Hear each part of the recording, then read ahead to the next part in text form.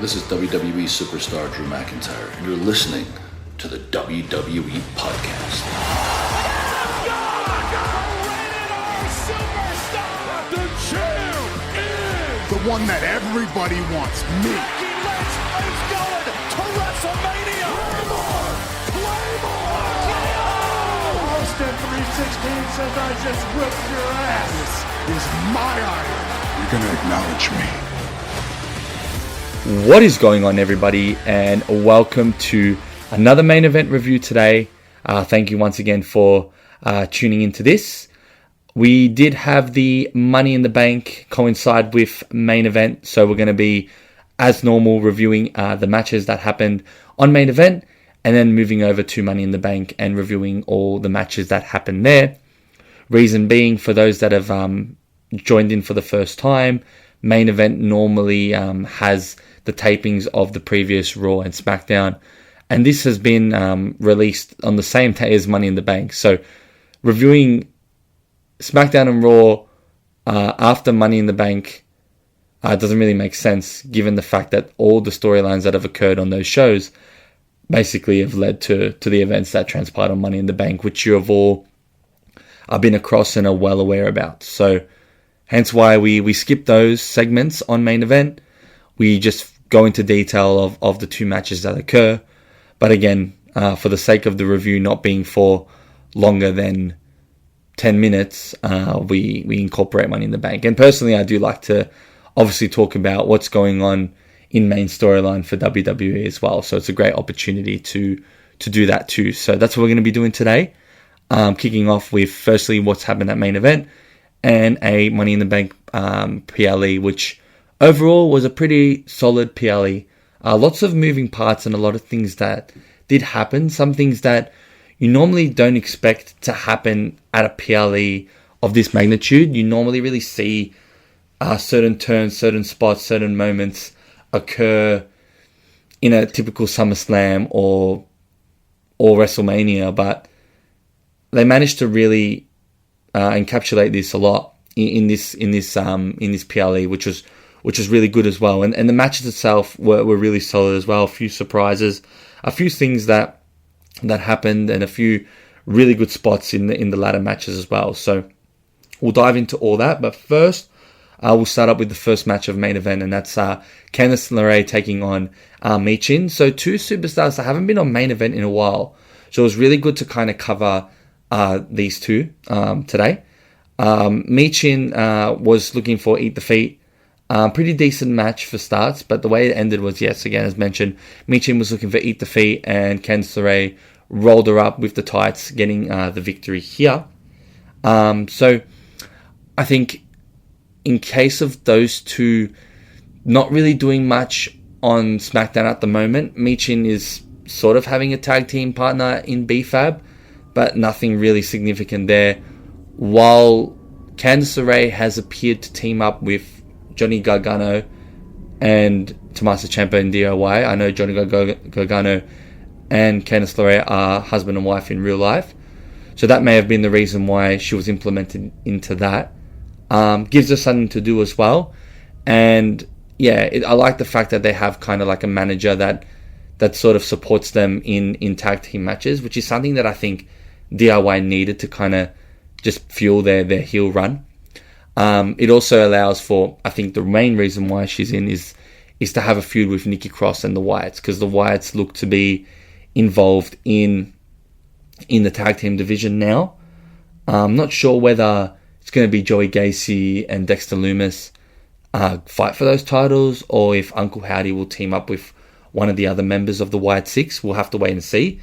But it gives a chance for Nikki Cross and Candice LeRae to potentially have a feud with each other as well. So don't mind the move. I think the victory here gives her some good momentum going into that, and shows that WWE do have a lot of plans for her moving forward. And as for Michin, I think a singles match here is great and all, but I really think that the partnership with BFAB isn't too bad.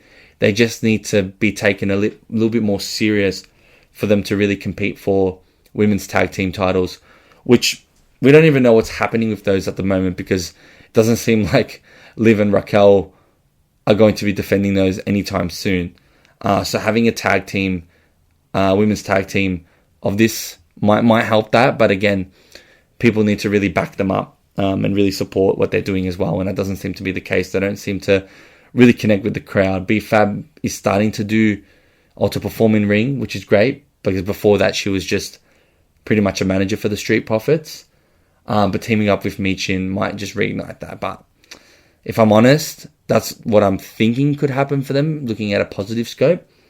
But don't think that anything's going to happen with these two. And it's quite a shame. Michin could go for US titles. She did that before, but didn't. Or fell short against Chelsea Green. So maybe, exploring the tag team might be just a secondary option. But a loss here doesn't really do much, because no one's really going to actively view into it. But again, it's just an opportunity to perform in a live crowd. Then we get the second match of main event. And this person alone is probably the face of main event right now and of WWE to the fans. Not too creative, not too Triple H. But Karrion Kross makes another main event appearance. And he goes up against Akira Tozawa. And Kross, yet again, continues to get a massive pop from the crowd, which I found quite amazing and just gave me goosebumps, because you don't really hear those crowd reactions to many superstars on main event. Only the ones that are from like the main show and somehow appear to feature on main event. But Kross got a massive pop. And obviously this is on YouTube for international viewers like myself.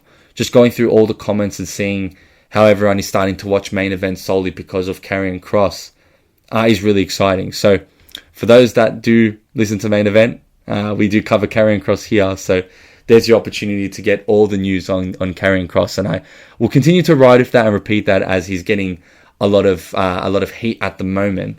But I do stand by the fact that I was disappointed that he wasn't in the Money in the Bank ladder match at all. Speaking of the PLE, and also he wasn't even in consideration or in any qualification matches, which I also found quite disappointing as well. So really, really frustrated with his character, that they're not pushing him and they're not giving him the big matches that he deserves. But that could possibly change now.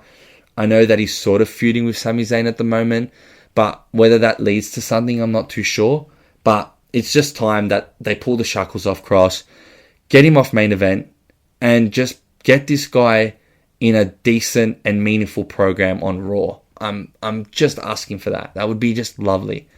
He gets the victory here. I did forget to mention that he gets the victory against Akira Tozawa, who continues to just be an Alpha Academy stable.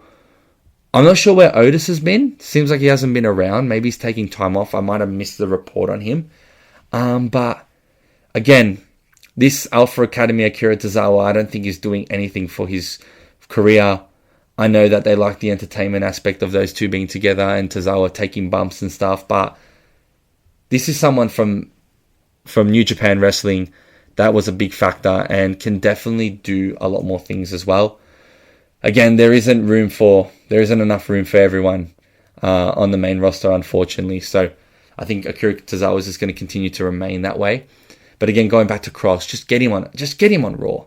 Get him on Raw doing something. It's time now. Everyone loves him. There's so much heat behind him. I keep repeating it every week about his persona. It's just time. Like WWE, I don't know why they're stalling with this. Hopefully he gets a King of the Ring match, at least now, with Night of Champions coming up. I'm not expecting he wins that, but maybe if he made a deep run potentially to the final, that could be something interesting. Just trying to find ways where I can see Kross do something significant. I'm just really, really, really, really hoping for that. But yeah, we'll continue to look out for that. If he does stay on main event, I guess we'll just continue to cover him and they'll bring eyes to the show. But yeah, Karrion Kross is much bigger than main event, let's be honest, yeah. Moving forward, that concludes main event. We will now go on to Money in the Bank and basically review all the matches that have occurred, starting with the opening match with the women's Money in the Bank match. Before reviewing everything, Naomi does get the victory. Felt thoroughly deserved. I think of all the superstars that were there involved, it did make the most sense for Naomi winning. And I didn't do a prediction, but it definitely was my prediction. And that kind of confirmed, and what kind of confirmed everything, was when she didn't decide to tag in with Roxanne Perez and let her lose just to save herself for Money in the Bank. Solidified that pick for me. And yeah, she deserved it. The way she got the victory was Alexa Bliss and Rhea Ripley, who were the only probably two most likely to win it if it wasn't Naomi, get pushed off the ladder by Naomi and face first onto the ladders that were hanging below the ring as well, or below the ladder where they were trying to get the briefcase. She had a free run to climb up and get the briefcase. But yeah, very, very good victory for Naomi. In terms of all the spots that we saw, it was great to see the NXT stars be involved here. I can't call them NXT stars anymore, but they've just recently come out, and the impact that they're making on the main shows is just crazy. Like, they're already in some massive matches. Julia's about to get a United States Championship run. Stephanie Vaquer is killing it. Roxanne Perez is killing it on Raw. So they come into NXT. They come in from NXT into Money in the Bank and seamlessly fit in. You had the Devil's Kiss on the ladder from Stephanie Vaquer to Rhea Ripley, which was incredible. An awesome spot. Massive fan of the Devil's Kiss, the move as well. It's getting a lot of heat from the fans too, which is what you want to see. We also had the combo first 48s, I'm pretty sure, with Roxanne Perez and Alexa Bliss doing it to Stephanie Vaquer and Naomi, which was quite amazing too. A pretty awesome spot. Obviously choreographed. I don't even know the word in my head, but you know what I'm saying.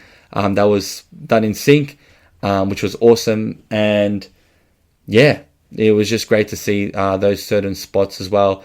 We also had, I'm pretty sure, the powerbomb as well from the top. The Roxanne Perez, Hurricanrana, and the moonsault on the ladder as well to Rhea Ripley.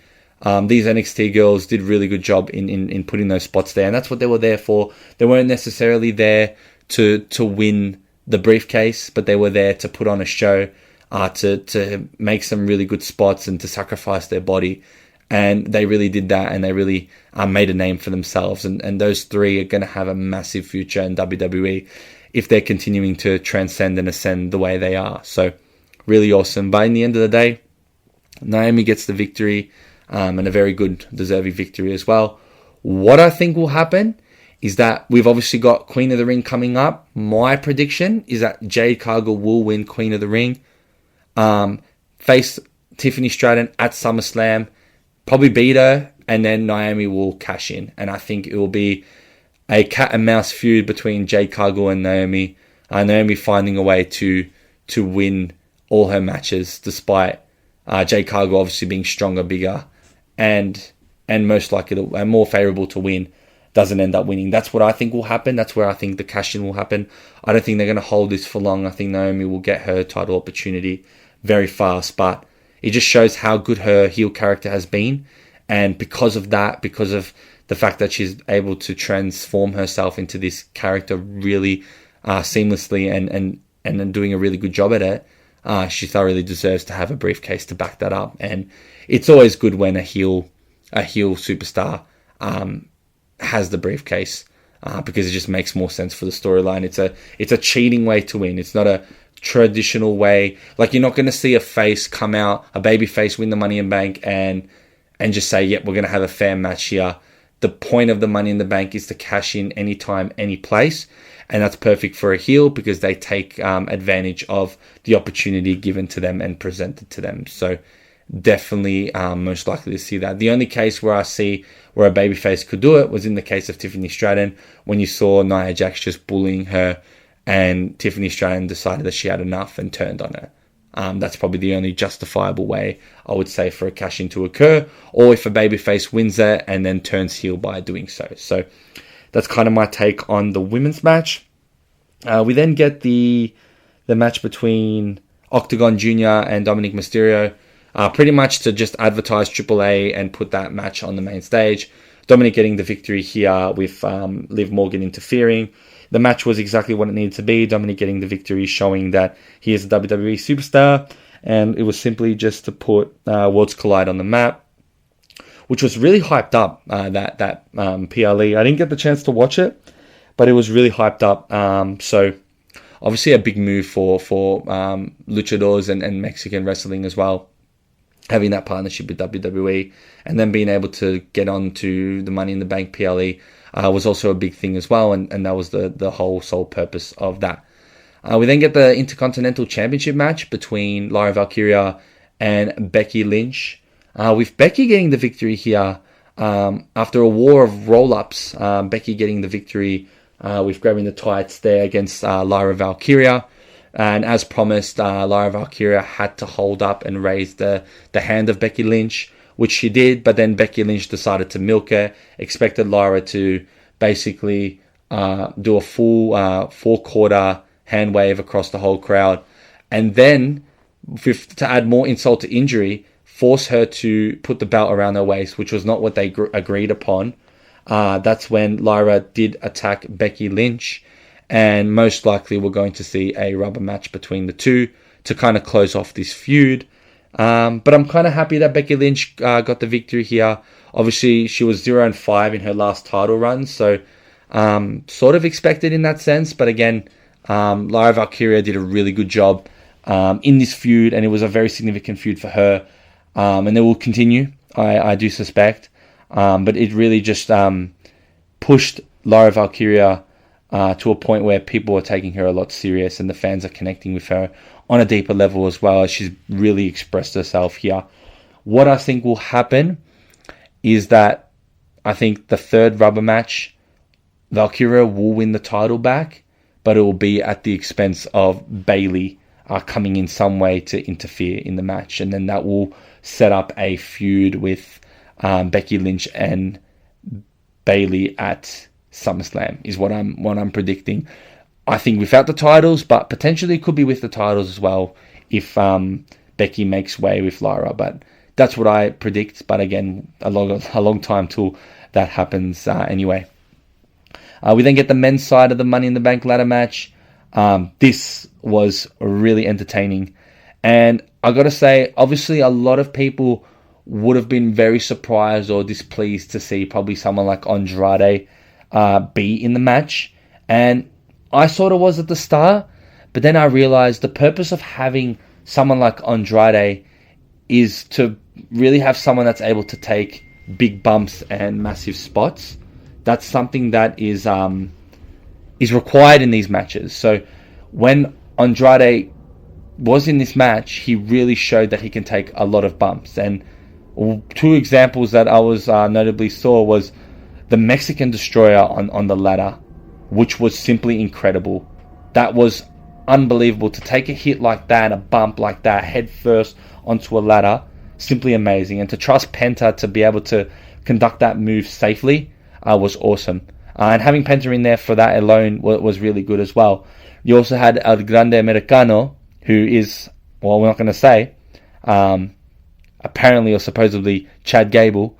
No, he is obviously Chad Gable. But Chad Gable as a whole, being able to take those bumps as well. You obviously had the spot where he was in the corner of the ring. He flinged off LA Knight, ran up the ladder, pushed the opposite ladder onto the Fireball ladder. So now they've got Fireball ladders and advertisement on their ladders now, which was pretty interesting. The ladder did look cool, to be fair, but again, just more advertising for WWE. Matt's done a whole breakdown on that, so you can go listen to that on his review. But basically, Chad Gable from there went onto the Fireball ladder, then headbutted Penta, and then from there you saw LA Knight do a massive, I would say, German suplex from the top of the ladder, but he's another example of someone that took massive bumps as well. So basically my point before I review what the rest of the things that happen is that you need people like Chad Gable or El Grande Americano, and you need people like Andrade to be able to take those spots. Because, yes, you want more star-studded people maybe in the Money in the Bank match, but are they really able to take those spots and also potentially not get injured? Like, could you imagine CM Punk in this match potentially getting injured from taking one of those bumps or hits? That's a question that probably I would ask myself and then answer with, it's probably better to have someone like Andrade in there that could do it as well. And maybe it sounds cruel, but if Andrade was to get injured, it wouldn't be big of a loss as CM Punk would be in terms of like their overall storyline and views of what's going to happen. But regardless of that, the fact that Andrade is able to go and take these spots does elevate his character as well. Because we all know he's not going to win the match, but he's going to make the match a lot better. And that's what he did as well. So that was a pretty amazing spot there. We did have a few other spots too, but I want to kind of just dive into when Seth Rollins calls out Bron Breakker and Bronson Reed. We then had Jacob Fatu and JC Mateo come out, and all I got to say is that Fatu is just simply a machine. That Samoan drop, or pop-up Samoan drop on Bronson Reed was simply incredible. Like, to be able to pick up a man over 350 pounds like that, as if he's just a rag doll, was incredible. And to be able to just throw that pop-up Samoan drop was simply brilliant. You also had Bron Breakker spearing JC Mateo through the barricade. I did want to see those two go head-to-head, but I really think they're just trying to keep that and save that for a future PLE or a future event down the line, which is really good, and I like how WWE did that. They also protected JC Mateo and Bronson Reed as well, because that's something that a lot of people want to see there. They sort of flipped them and swapped them around. After that, after the pop-up Samoan drop that Fatu did, he performed the suicide dive and then saw Solo. And before I get into what happened, I'm going to be, again, another person to credit Solo Sikoa there. I loved his fake penta walk. That got me in tears. I'm really loving how Solo is at the moment. Just someone that's able to balance being playful and joking and trolling to then being serious straight away. I think he's really finding his own character at the moment, and I feel like a lot of people are starting to really like Solo. And I've always been a big fan of Solo. I think last year he was underrated in terms of his impact for WWE. He had a lot of really big matches, and I think he did a really good job in those matches. And now he's becoming this person that just loves to joke around, loves to troll, and also not take things seriously, but at the same time do it. It's a big growth from back in Bloodline days, where he just used to sit there, be quiet, and pretty much be an enforcer. So credit where credit's due. And he continued to show that when Fatu basically grabbed Solo, threw him into the ring, and pretended to help him there by setting him up a ladder and assisting him in winning the briefcase. And while no one was there, as he thought that was going to happen, we all knew the turn was going to occur in that moment, especially after what we saw on SmackDown when Fatu basically overheard Solo talking to JC Mateo and saying that he has all gas and no brains. Anywho, as Solo climbs up to the ring, thinking that he's got a clear run to the briefcase, Fatu grabs his leg. Solo looks for 2 or 3 seconds, dumbfounded, again playing into his character, realizing that Jacob Fatu is stopping him from getting the briefcase, pulls his leg down, hits a super kick, then hits his moonsault, and then after that yells out, "I hate you," and he actually says that before he throws him down, yells out, "I hate you," and you can hear the fans yell out Solo, and then obviously super kick, the moonsault, and then the spinning Solo on the ladder, which was pretty brutal for Solo. I really felt for him there.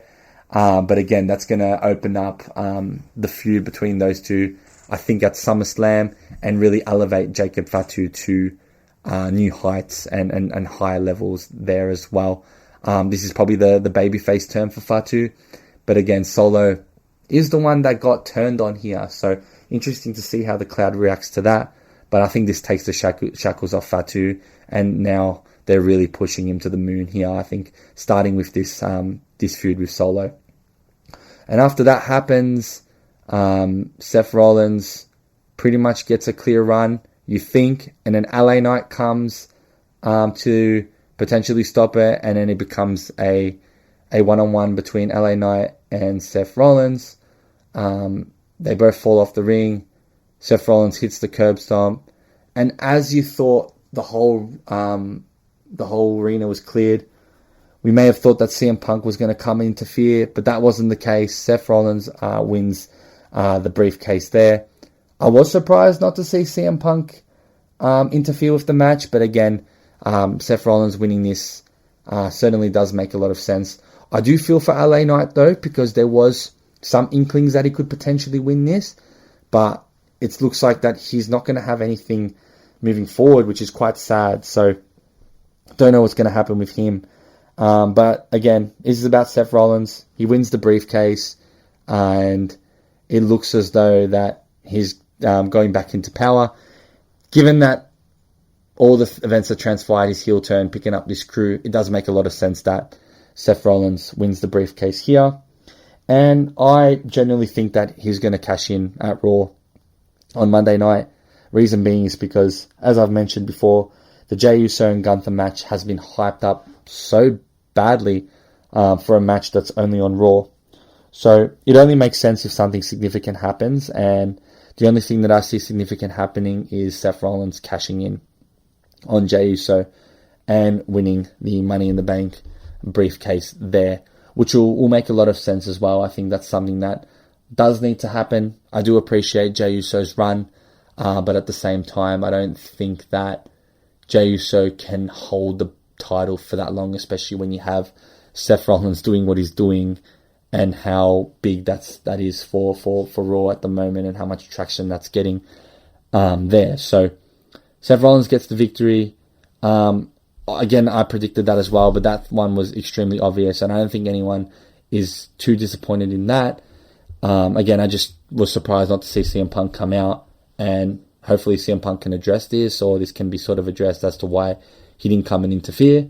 But I digress. Seth Rollins is Mr. Money in the Bank, and he will most likely, I can pretty much, if I'm wrong, I won't be upset, but I can pretty much predict that will happen at Raw, because yeah, it's been hyped up for so long, that match.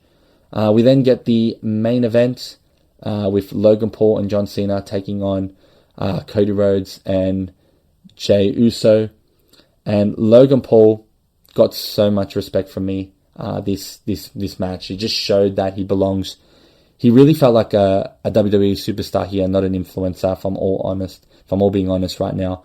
That moonsault from the ring onto the announce table to Jey Uso was simply incredible. And I've got my own podcast. I don't mean to drop this in during the review, but essentially on my Instagram page where I kind of clip a few things on my podcast, I did sort of a live reaction to that. So feel free to follow at the Huddle Within. Quick plug, but essentially I have my initial reaction to that spot and that moment. So I really like you to check that out and just really see my reaction there. I kind of went really crazy just when I saw it initially.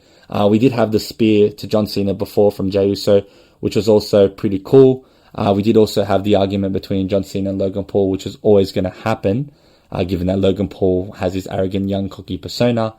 I did also like the superplex spot with the drone capturing that moment. But again, going back to that moonsault was just simply incredible, and just shows that Logan Paul has got a bright future ahead in WWE. And it's not crazy to predict and see that he could potentially be a world champion one day. And that's something that will be crazy if it does happen. But when you look at what he's doing right now, you can't really be surprised. The only reason why you're surprised is because he comes from a social media background, not really a wrestling background. So again, well deserved. Then we get pretty much John Cena whacking Cody Rhodes with the belt after this. And just as you thought that John Cena was about to win, someone in all black comes in, and it ends up being R-Truth. So R-Truth is back. I also give my live reaction on that reel as well. And my initial thoughts was I was happy. I thought, did WWE scheme this? Was Triple H a genius in this? Did he do this on purpose? Was this all done on purpose? But now reading everything and kind of looking into it, without that initial reaction, a lot of people have kind of gave their opinion on it, and generally R-Truth was released, and that this was because the fans obviously weren't happy with it. They were calling for truth. His son confirmed it on Instagram, basically saying that what Triple H said in the press conference was cap, when he said it was all part of the show. But anyway, truth does return, and from all the reports, it looks like he's going to be returning as Ron R-Truth Killings. And if you had looked at his documentary that was posted about 3 months ago, that character was ruthless. It wasn't the R-Truth that we know and love before, the national treasure, the one that made jokes, the one that was dumbfounded. It was an R-Truth that told the truth, that was ruthless and had a lot of aggression there. And if that R-Truth does come back, we may potentially see him have a massive push, which is really, really exciting. They've got new merch for him as well, so it looks like they have re-signed him. But even if he was the R-Truth of old, the one that was making jokes, the one that was John Cena's #1 fan, I still think he would have had value to the company. And people were loving that. People were loving the fact that R-Truth had all the jokes and whatnot. And maybe they just changed the name. He might not change his character. It could be that. But regardless, I think WWE made a massive mistake to consider even dropping R-Truth in the first place. So I'm so glad he's back. He got a massive crowd reaction and a massive pop. And we're going to see him continuing to be in WWE, which is great to see. He whacks John Cena with the belt, and Cody Rhodes hits a crossroads and gets the victory here, which is great. But again, it's all about truth. And maybe one of the two things will happen. If it is a new character, new persona, I'm very excited for that, because I think that's a push that he needs and deserves.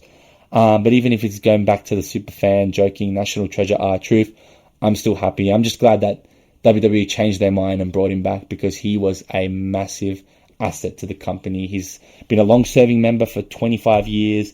He's done very good things his whole career, and it's just bad and sad if R-Truth isn't around. So he's back. He obviously helps out Cody Rhodes get the victory here. So whether John Cena feuds with him or whether Cody Rhodes feuds with John Cena, we'll have to wait and see. But there's a lot of moving parts to this now for SmackDown and the WWE Championship stakes, especially with King of the Ring as well coming up, and all those qualifying matches coming up as well. We'll have to see what happens there. But overall, a pretty solid Money in the Bank for both women's and men matches, some decent spots. And again, as I mentioned, it was good to see those superstars in there, because they were able to do the spots and everything. But yeah, a very good Money in the Bank and a pretty solid main event too. It's always solid when you have Karrion Kross and all the heat that comes with him as well in these matches too. So again, thank you very much for listening to my main event / Money in the Bank review. It's been your boy Daniel, and I'll be back again next week with the main event review, but reviewing back to normal with SmackDown and Raw clips from what they record on main event. So thank you very much, and I will catch you guys then. Cheers. Thanks for listening to the WWE Podcast. Don't forget to subscribe on your favorite podcast app so you don't miss a show, or head to WWEpodcast.com. And for all of these shows ad-free, head over to patreon.com/WWE Podcast. Until then, we'll see you next time.